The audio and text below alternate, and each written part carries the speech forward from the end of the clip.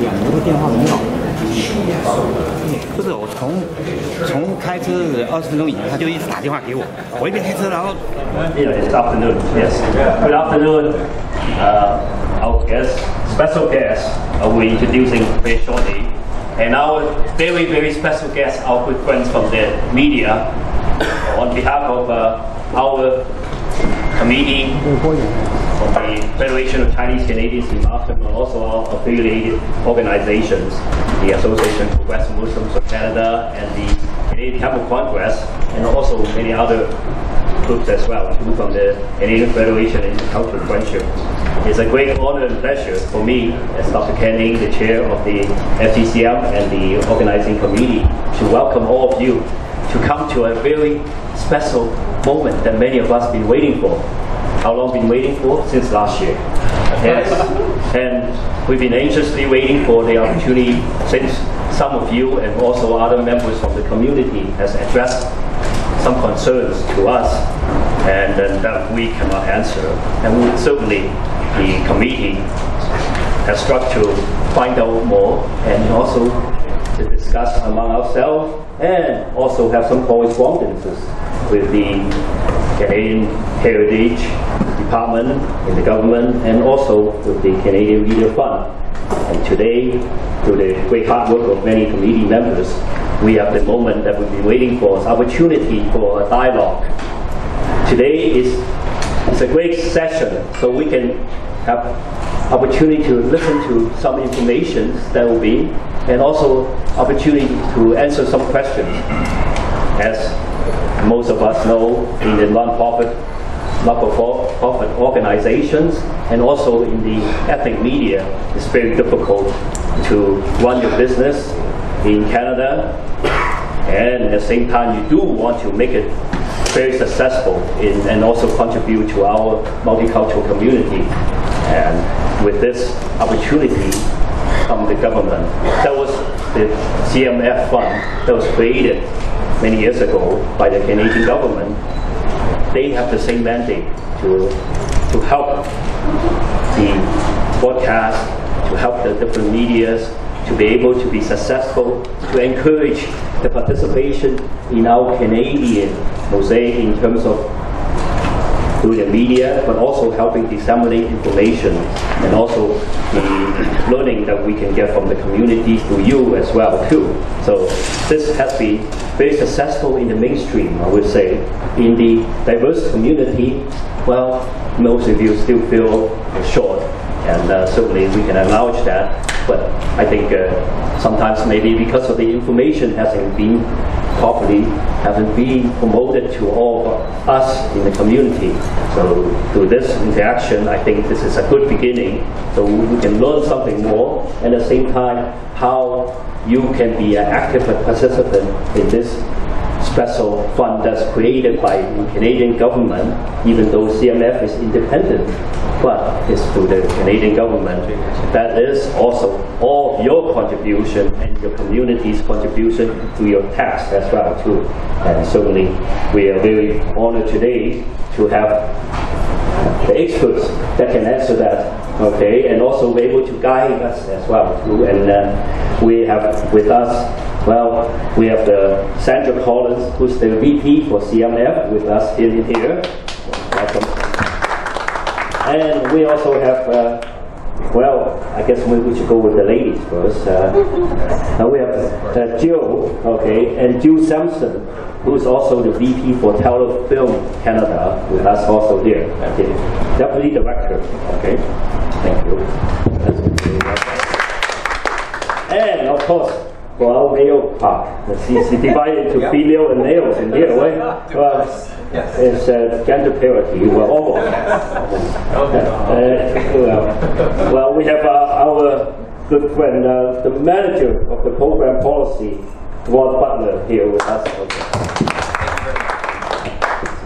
With us, they will be making a little bit of update and presentation and open to it. And we're going to get started by actually giving some background and also caption of After Dr. Kenning, normally you do not have too much to say because he's a master person, can cover everything, right? Thank you, Dr. Kenning. And also want to say thank you, Emily. More than better half, it's the best better half. Thank you for FCCM for us to host this event. 大家下午好。I just want to say on behalf of the organizer, want to especially welcome every one of you to come out today. Of course, special welcome to our guests, Dr. Kenning, Sandra, Jill, and Rod. This is a session we have been waiting for quite some time, that's very true. We actually appreciate some communication community group had with the CMF President, Valerie is not here, but thank you to her as well, to the President Office. So now finally we have a very senior team, from up to the senior executive are here with us. This is only the first session. I believe they come out this year to meet the GTA diversity group. I'm sure Tamil and other community group will be to hear similar information session today. Just very briefly, I would like to explain to our guests, the CMF, 加拿大媒体基金, actually wasn't a familiar word to the crowd here. So when I heard they have been making some changes to the policy, to the program, actually to a lot of people here, we probably the first time hear about, right? And as a matter of fact, I think that was one reason community in general we were a little bit shocked later last year when some information surfaced through the social media, how much, many millions of dollars, how many years was given to one Chinese community TV and production company. I think that's how this thing started, right? And I know we do have many quality organization, media, many of you are here today, and there are a lot of others even cannot make it here today. But I think the message now finally out. There is a very good foundation for the CMF. Can support a lot of mission vision we will hear about today. So it is your session, so make sure we ask a lot of questions at the end. And if you want to chat at the end, Rod already started, so get the business card. I think the idea is we can learn what the foundation is, and then how many categories, how to apply. That's the key, right? The key requirement to get a successful application in. So the idea is we like to see more and more qualified, good candidates, many business community from Chinese and Tamil and Muslim and all those Canadian features, right? The beauty of Canada is multicultural diversity. So anyway, just want to thank you everyone. 谢谢大家的光临. Enjoy the session. If you haven't had the food, if not, we'll just go on probably hour and a half-ish for the next session. And enjoy. Thank you. Am I? You can hear me? Well, first of all, thanks very much for the invitation to join you today. We really appreciate the opportunity to come and talk to you, and also for putting on a lovely lunch for us. So thanks again very much for this opportunity. So we don't have a formal presentation for you. We're each going to do a little bit. I'll start out by talking about the CMF in general, how we work, everything else like that, and Rod will speak about the program, and Jill. I should mention, if you were one of the lucky ones to get one of the last few business cards that Jill had, she was just in Winnipeg. We got back late last night, so I think you exhausted all your cards in Winnipeg. Rod and I are with the Canada Media Fund, and we have a service arrangement with Telefilm Canada, where Jill is with Telefilm. So Canada Media Fund develops the policy, the strategy, does all the reporting. The process for applying all the steps through the administration of a production or development contract right through to the end is all managed on our behalf by Telefilm Canada. So that's why we have different business cards, but we work very closely together. So Jill can speak about more details on the evaluation grids, things like that. But we'll all address any questions you have to the best of our abilities. So I think I'll start by just talking a little bit about the Canada Media Fund. Please feel free to jump in if I miss anything. So the Canada Media Fund was established in 2009, and we launched our first programs in 2010. However, there were numerous predecessor funds to the Canada Media Fund, which date back to 1995, which was the very first iteration of the fund, which was called the Cable Production Fund, and it was actually established by the CRTC. So we first came to be due to the CRTC. About the following year, the Government of Canada, through the Department of Canadian Heritage, came on board and started to also fund us. So ever since that time, those are the two principal funders of fund. It's hard to say. So the Government of Canada gives us an annual contribution, which is currently $134.1 million per year. The cable, satellite, and IPTV providers, which we collectively call CDUs, they are required under the conditions of their license with the CRTC to contribute a percentage of their revenue to the CMF. So all those funds are, with a few other miscellaneous funds, are commingled, and we enter into a contribution agreement with the Department of Canadian Heritage, which provides some very tight direction on what we can do with all the money that we have. So their agreement governs all revenues and all the programs that we offer. So each year we enter into a new agreement with them, and each year we also develop program guidelines. We have numerous different types of programs that we run, and we fund television. Most of our funds go towards the production of television. We do digital media as well. So that was when we became the Canada Media Fund, that's what expanded our mandate to allow us to do digital media. Before that, we had only been television. So we do production, development, marketing, versioning. I think that's it. We also run quite a large, what we call industry sponsorship program. So for things that goes across the country. So those are for various industry events such as Imaginative, which is coming up, which is an Aboriginal festival. Hot Docs just finished. We do things literally across the country throughout the year. And some events internationally as well, where we take the opportunity to promote Canadian content and Canadian talent.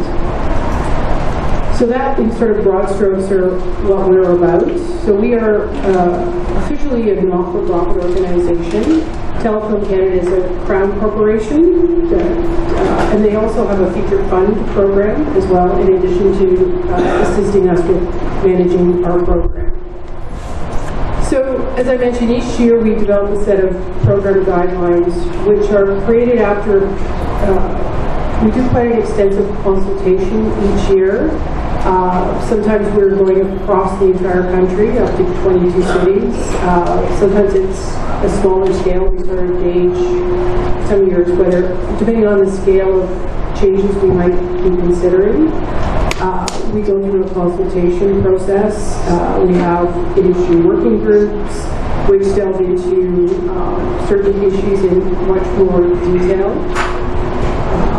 So after that period of consultation, we would develop new guidelines which are issued, and our year starts in April 1st. So the guidelines were issued just before the stroke of April 1st, I think, this year. Just before. Well, we made it by April 1. And then after that, there's also a process where we go across the country, and that's why Jill was in Winnipeg, to talk to clients, etc., about the changes to the programs, and make sure everyone is familiar so that when they apply, or considering apply, that they know all of the details. So our guidelines include very specific criteria for the applicant and for the project. And all projects are subject to these guidelines in whatever program you may be applying in. So there's no other route. It's only if you, as an applicant, are qualified, and the project has to qualify as well. So there is no other avenue to receive funding from CMF than if you meet those guidelines. So I'll just do a quick, I think we've got it up there. Oh, can't really tell. So one of the things that we always strive to be is as transparent as possible. So we have a fairly deep website. And I think there was a pamphlet at everybody's spot. If not, I think we have there were a few extras at the front. So the website, which we just done a redesign of, and we think it's great, hopefully others do too. Yeah, it's better. We have a lot of information on there, and it's meant really from the applicant's point of view, providing a lot of information about what are the criteria, for both the applicant and the project. So it's a very good source of information. We also share a lot of information on the website. As I say, we try to be as transparent as possible. So what we funded is always available. That information is available. Our annual reports are there, which gives you very detailed listings and a lot of analysis by every different type of program that we offer, so you can get a lot of information, and there's about where the funding is going, to what sort of programs, also what type of projects were funded is also provided. So that is all available on our website for everyone to see. I think that's sort of the highlights about the CMF. So maybe I'll move, unless there's any questions. And what Sandra gave is a great overview of what our programs are, and I want to reiterate how happy we are to be here today, and to touch on two things that in our introduction were spoken about, a beginning and a dialogue. And I think we see this as an opportunity, as a beginning and a dialogue. As Sandra mentioned, we've been around for a number of years, but if this is the first opportunity that a lot of people have not had exposure to the CMF and its programs and policies, then we take this as a great opportunity to let the community know who we are, what we're about, what sorts of programs we have, and we do have such a range, a portfolio of programs that we're optimistic and hopeful that there's something there for a range of different types of applicants. To touch on what Sandra says, to give everyone a bit of context, because we get money from the federal government and the distributors of cable and satellite TV, we are a public and private organization. We do have a contribution agreement with the federal government, and in that agreement, that basically lists the marching orders and the parameters by which we can offer our programming. And so while every year we do a consultation and working groups in the fall that lead up to a revision or a redrafting of a lot of our guidelines to be released for the new fiscal, there are parameters that we have to abide by when we redraft these guidelines, regardless of what the pros and cons or the wants and demands in the community. So I'm just saying that in the sense of we can't operate with total autonomy, and so while we want to make sure we're as inclusive as possible, there are often times where we have to be cognizant of the rules that we have from our bosses. So with that said, we mentioned there's a diversity, no pun intended, of programs. And so I want to talk a lot today about the diverse languages program that's offered by the CMF.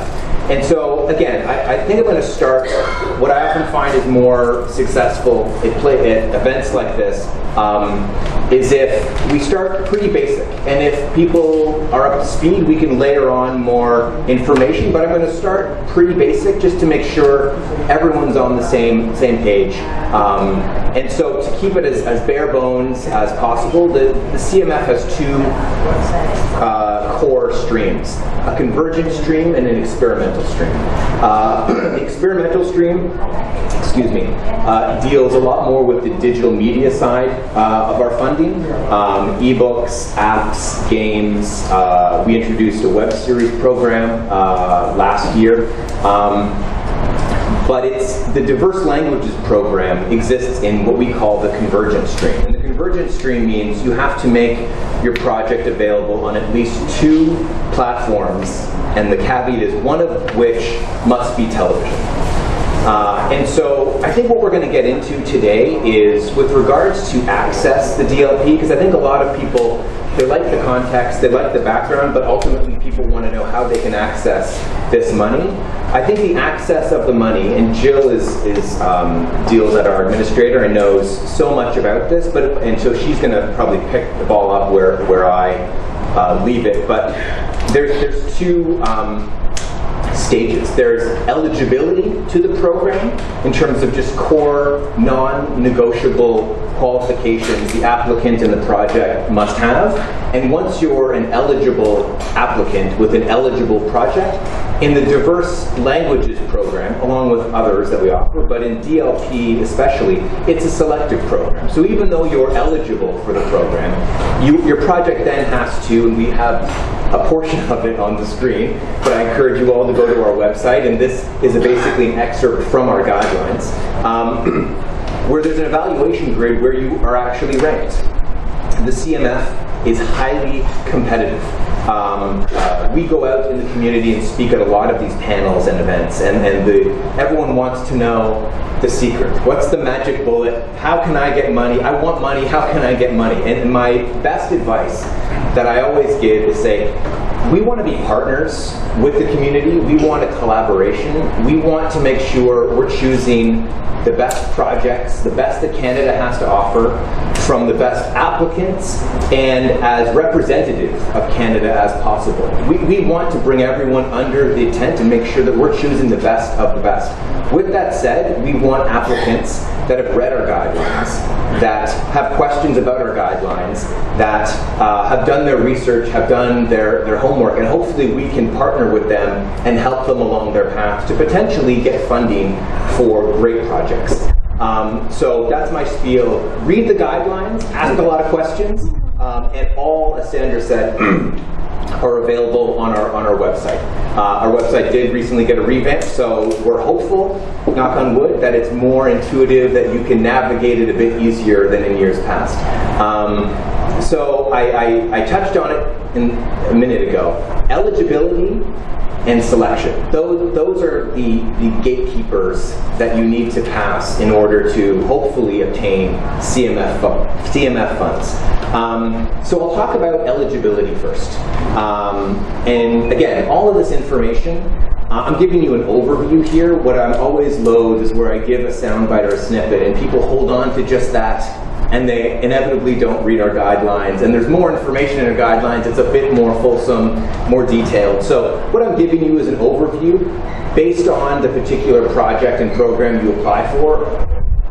There are always more rules and regulations and guidelines and policies that I may skip over here, but still do your due diligence and read our guidelines. But I'm just trying to give you a sense of the major issues that we look for. So in terms of the applicant, we have to be dealing with companies that are for-profit and Canadian controlled. That's the basic start for the applicants we're looking for, companies that are for-profit and Canadian. With regards to projects then, in the convergent stream, you must have TV and one other platform. Now that could be a DM component, a digital media component, or that could be offering the TV component through either video on demand or streaming. So the convergence in the convergent stream is we're looking for that duality of platform. Oftentimes you'll find if you have a DM component, because we're trying to foster that whole new world, in selected programs you'll be rewarded greater if you invest more in DM, but we can get into that in the selection process. With regards to the TV project then, there's certain fundamental checks that we need to see before you could be considered an eligible applicant. And again, these are in our guidelines and I encourage you to go read it. So the essential requirements mean you have to be, with some exceptions, but on the whole, 10 out of 10 on CAVCO's, what I like to call their Canadianness scale. In terms of the people that work on the production have to be Canadian. They have to be hired, so actors, lead actors and protagonists in the role if it's a scripted show, directors, writers, down the line in terms of, we want to see that they're hitting it's purely Canadian.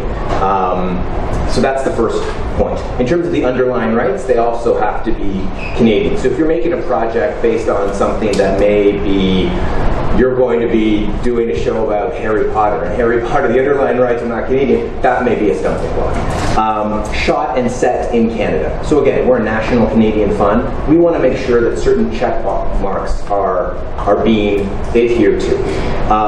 I'm going to move next to genre, and this is obviously something where, to touch on what Sandra said, we have our objectives and mandate of what we have to do based on the federal government's priorities. So we want to make sure that your project is in what we call an eligible genre.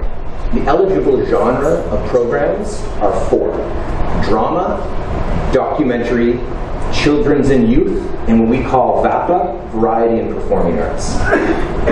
So we want to make sure that your program falls in what used to be and are still underrepresented genres. We want to facilitate those genres and help those genres get funding.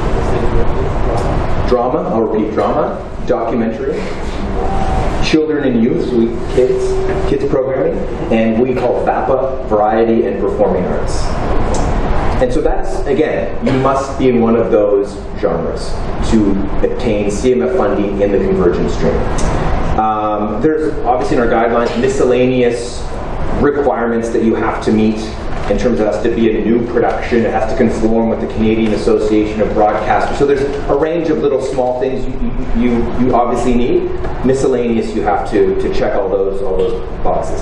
I'm leaving the best for last because this invariably is one of the hurdles that a lot of applicants and producers are faced with. You need a television license agreement from and this is where I'm going to pause for a second, CRTC licensed Canadian broadcaster. So they have to have a license to be a broadcaster from the CRTC, and they have to say, applicant X, here is a license agreement that we are going to air this show on this date, here is the money, etc., etc. This license agreement, to complicate things further, has to meet what we call the license fee threshold in the DLP program. The license fee threshold, again, it's in our guidelines, is 10% of eligible costs, which is the acceptable budget. So the applicants must find a way, must have a license agreement, must go into a negotiation with a licensed broadcaster to have a license agreement, and they must produce this as part of their application saying, Omni agrees to show Project X, which is in a represented genre, and I'm a Canadian applicant, and all the people involved are Canadian. So there are all these eligibility boxes that have to get checked. And 10% means that the money you obtain from the broadcaster, the minimum threshold, they must give you a 10%, their license fee must be 10% of the eligible costs of the program. So if the program is $100, you must have a license fee for $10 from that broadcaster. If the program is $1 million, obviously. And again, this is in our guidelines, and I find sometimes when I get into the details, it gets very difficult to follow. But the CMF, then, in terms of how much we would give, we give a maximum of 49% of eligible costs, or $200,000, whichever is less. So our maximum is capped at the lesser of 49% of your budget, or $200,000. For TV, and in DM, 75% of your eligible budget, or $100K. So that's eligibility right now. And because I've been talking for a long time, I may pivot and pass the baton to Jill. Hi, everybody. Oh, sorry. Thanks for having us. So I'm Jill Sampson, and I'm Deputy Director at Telefilm Canada. So the CMF writes the policy, and then my team administers the fund. There's a diverse language deadline in fall, and we're always oversubscribed. So we generally receive about 30 applications, and we're able to fund between 10 and 14 depending on how much they ask for. It's a very competitive fund, and we've been able over the years to fund some amazing languages, Punjabi, Mandarin Cantonese, Russian, German, Italian, Spanish, Portuguese. So it's, we like having a variety. It's great. The project isn't picked on whether whether we like the language or not, but they have to meet our guidelines. The scoring, which I put up here, so it's out of 100 points. How it works is you would apply to the fund, and then we close the doors. We don't have any contact with you. On the website, there's a checklist of everything that you need to supply to us so we can make our decisions. CVs of your writer, director, producer, your director of photography, your creatives. If you're writing in, planning on doing a program in Mandarin or Cantonese, obviously we'd want to see the script in English so we can, or French, so we can read it and understand it and score it appropriately.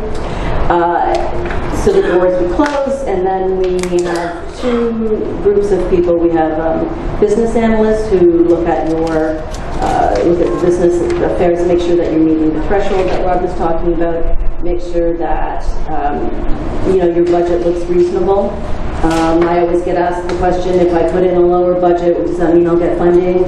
It doesn't, because we will look at your budget and think, how are they going to make it on that little money? Or we will look at something and say, gee, that seems like a lot for what they said they're going to deliver. So we do look at the budget and score it accordingly. And then we have a creative content analyst who reads the creatives, and she's an expert and works on all of the funds and has a lot of knowledge, and she will read the creatives and score it appropriately.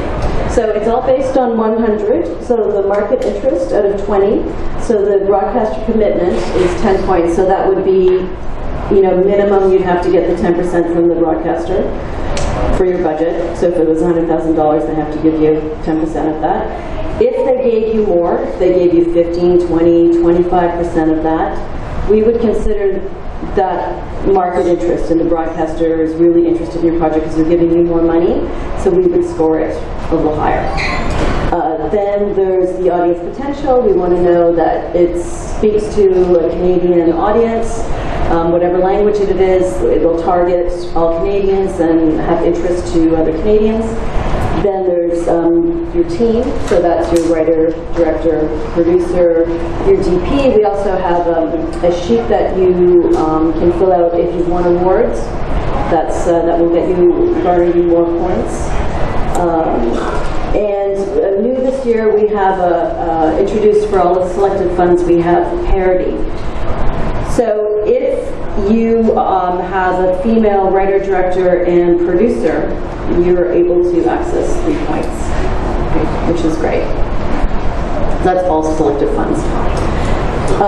Then we have the creative elements, which are content specialist scores, so that's originality and creativity of the project, and innovation, inform, and production. So it gives the descriptions beside it. Program objectives, it's encouraging the ethnic cultural content, and then we also have digital media. So digital media is maximum 10 points. So as Rob was talking about, it's a convergent fund. So if you are going to do, it's based on what sort of project you're going to do and the budget. So I believe it's 50,000 for diverse languages, not 100. And yeah, so if you're $50,001, we expect you to give us a detailed account of what you're going to do. So if you're, doing a drama series, it would be whatever you think would be compatible, whether it's a website, or if you're doing a kids show, sometimes people do a website with games for kids. So whatever fits your project, and that we will score you on 10 points. If you have a budget that's under $50,000, it's called value added. I should mention that if you have a DM that's over, you have to have 2 separate applications, one for TV, one for DM. If it's value added, you'll be scored on up to 5 points only. That's 50,000 and under. And you can just put the budget on line 85 of your budget and just do one budget submission. It sounds convoluted and confusing probably because it's the first time you're hearing it, but you can always call me and I'll walk you through it, and everything's on the website. So obviously we have a finite amount of money, so everyone will do their scoring. We meet and we go over the scores, and we look at the budgets and use who's got the top scores, and when the money runs out, the money runs out. So there's always disappointed people below the line who don't get any. But that happens with all of our selective funds because they're very popular. But as I said, we're always looking for new languages. We've been lucky to have lots of different broadcasters. Omni in the past has triggered projects. Tele Latino has triggered some projects. ICI, Ethnic Community Channel, has also triggered projects. So you just need to make sure that you find a broadcaster that can give you the license fee and is CRTC licensed, because we will obviously check all of that. Please do submit.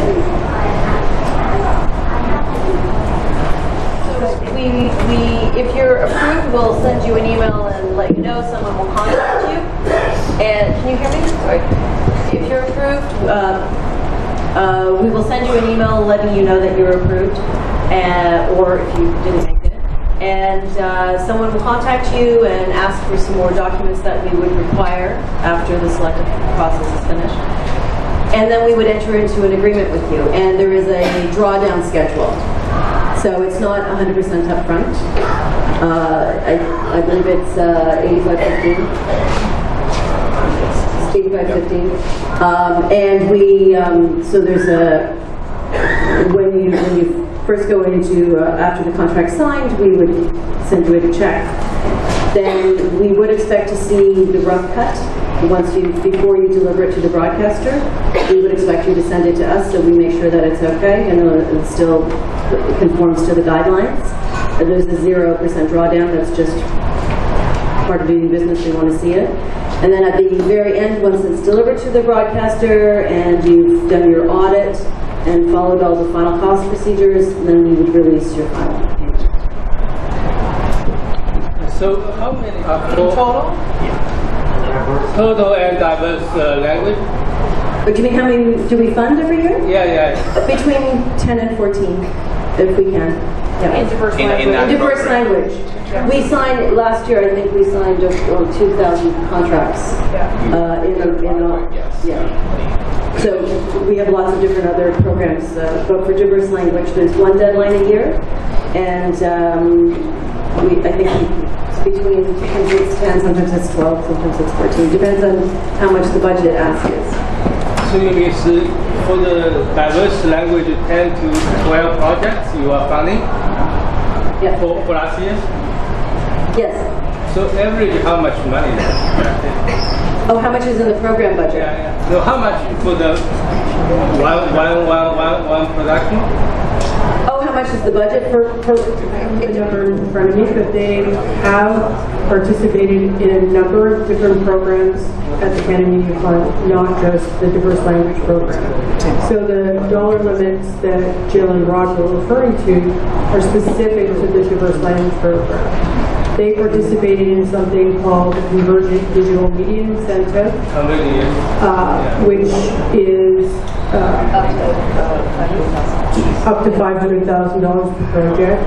They have also participated in what's called, now they're participating in something called the Performance Envelope Program, which is a competitive pool. Which is in English too. Thank you for that clarification. Yeah. So I think it's a bit of a mix of things here, not things in languages other than English. So that's why it's not a apples to apples comparison. So there's no limit. Let's say if someone, TV station or production company, they can apply for unlimited programming for funding based on each project. And they can submit, say, 20, 30 projects within that company. Well, they could if they can afford to do that. We don't. That's not something that we'd see. I mean, you know, I suppose the CBC, which is in-house, may apply with multiple projects every year. But for smaller broadcasters, we never see that amount. But there is no cap on what they can apply. Yeah, that's what I'm concerned of. I mean, a lot of media is a huge project in the beginning. You project the image. Each project is only 200,000. But that's for one program. That's just for diversity. But one group of company actually gets so much funding. Just last year, what was the figure? I think 15 to 16 was about 6 million, over 6 million total. Over 6 million total. I think for diversity, within one it's group close to about 1 company. million. So how did that company? What was the breakdown that's able to extract so much fund from the Canadian Media Fund? They must. I'm sure they must apply for multiple programming, but I just want a clear understanding. How did that happen? There was no limit of, like, each station can limit so much, and for the proof of funding, you know, the source and the type of things. Well, first of all, they're an eligible CRTC licensed broadcaster. They, I believe, in 2010, you can apply to get an envelope, and it's a new entrant envelope, so it's $50,000. So they applied in 2010 for that, and they've grown their envelope in English mainly. The diverse language does not have a lot of, the fund does not have a lot of money, so that's why we don't fund that many projects. But they have they've done a lot of digital media funding, they've done a lot of programs, they've done children's shows and documentaries and dramas in English. So that's how they've grown their envelope, and that's why they've received money from different funds. They've got over 20 groups of different funds? Did I just say it right? I didn't say over 20. Oh, okay.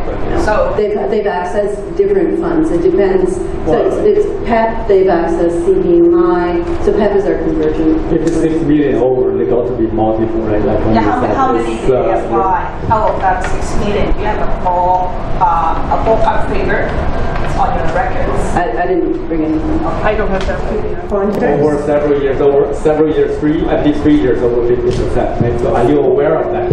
Like 30 and 2 questions, right? We are aware. We're aware, certainly, of how much of English performance envelope New Tang Dynasty has earned. If you want to talk about the performance envelope program, we can. It is a competitive program. 55% of it is based on your audience success. So that is how many viewers you have. So you're competing against all other broadcasters in the same language, in the same genre. And it's, by comparison, someone like Chorus has a $35 billion envelope. So there are broadcasters who have earned significant envelopes. There are other criteria for earning an envelope in that it also requires a significant commitment of license fees that the broadcaster has also put up over time to be able to license programs that then appear on television, that then allow them to draw the audience. So it's not as simple as just looking at this number. So they've also earned credit for if they've done anything in what we refer to as the regions, because we're always promoting the production of content across the country because we are a national fund. So where you do produce out of the large centers, so in English that's Toronto mainly, if you produce outside of that, there's additional credit given for that.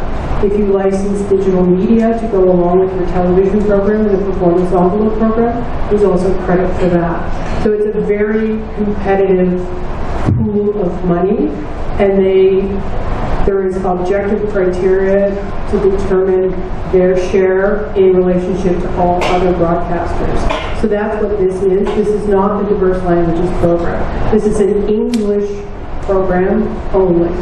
We also have a comparable one in French, but this is an English program, so they're very different. So it's based on earned success. So majority of the money came from English. Yes, So they meet all the requirements. yes. Have any impact your changing your guidelines well for them? In, You said you're changing your guidelines, right? Right. Like April 1st. Yeah. So the changing of We the didn't do, and Sandra's right. So I think in terms of the questions, there was confusion in terms of they're accessing this money through a separate program, our Performance Envelope Program, our PEP. And so what we were talking about for the majority of the time was our Diverse Languages Program. So they're accessing this money through a separate program. With regards to your question, the changes that we didn't really introduce substantial changes to our PE program this year, except for, as Jill mentioned, in addition to the selective programs, the gender parity new rules that we put in the selective. There are similar analogous rules in PE where eligible broadcasters in that program have to adhere to certain minimum standards that we've announced that will progressively rise over the next at least three years. So other than the gender, there was nothing directly changed to PE. I think every year, and this is where I think this is a great, again, a beginning and a dialogue. Every year we have, as people have mentioned, our working groups and consultation in the fall. So it sounds like this is a room filled with a lot of people that may not have come out and gathered a lot of information in the fall during that time. And so I think this is a great jumping off point. When is your next session? It's good. It's usually in the fall. We post it well in advance in July. Check our website. Our website is always updated with news releases. Check our Twitter feed. We want the community to be involved, and we want the selection of projects to be representative of Canada. So I think it's great that we're here to learn as much as possible. I'm also happy to hopefully all of us fill in a few blanks of if there was misconceptions about what money was given to what program. But with regards to New Tang, they are a licensed CRTC broadcaster that fulfilled the guidelines and requirements that are available on our website, and they've been doing this for the past few years. With that said, we encourage any broadcaster that's licensed by the CRTC to fulfill those same check marks and requirements and guidelines to make the Canada Media Fund as competitive and as successful as possible. Thank you. So in terms of, I think, if I remember, your first component of your question was if there are any measures or levers that we have to modulate the demand on certain programs. The short answer, again, without getting into the granularity, in some programs there are caps on broadcaster groups. In other programs there are not. So with regards to diverse languages, we do allow in-house production, and jump in if I'm getting this wrong, but in DLP there is no, right, but in terms of the cap on in-house, right. So in DLP, thanks Jill, in DLP there is no cap. So again, this is something that I think our guidelines, much like laws in general, are living and evolving. And so as years go by and as we hear feedback from valuable stakeholders in the community, we adjust and we shift our guidelines to make sure they're still responding to the marketplace. At this point, our guidelines in DLP had served a certain purpose, and again, to harken back to the gentleman's question with regards to New Tang and the $6 million number, they're accessing an entirely other program where they're getting what I view, I think, is the majority of their funding. So with regards to DLP right now, we haven't seen a need to modulate those in-house rules. I think the issue, and again, this is something that I would want to know more information on, but in terms of the demand on the program of diverse language producers with license fees from a wide range of CRTC licensed broadcasters, we haven't seen, there has been a concentration of who those broadcasters are, because those are the, as the CRTC calls, ethnic and third language broadcasters in Canada. So I think if you see a concentration, the CMF is going to respond to the demand of the marketplace, and because the demand of the marketplace is there's a concentration, just like in English and French. In Canada, the broadcasters and the consolidation between recently Chorus and Shaw, there's not a lot of new voices, and we're seeing a lot of consolidation, amalgamation, and concentration in media. I think the ethnic and third language community also experiences that. So I think everyone is pretty much on the same footing. However, I think why we're here is to make sure that we're opening this up as broadly as possible, to make sure the applicants know that may not know a lot about it can find a way and find a path to make sure our programs are, as no pun intended, as diverse as possible. So broadcasters have to pay for that service. We also pay for that. So we receive the data directly. So it's a third party. So it's an independent source for any audience data. The performance envelope program is unique in that it is the only one that uses audience data as one of the metrics to determine an allocation. In that program, there's also no cap or concentration limit on that because it is a competitive program. So,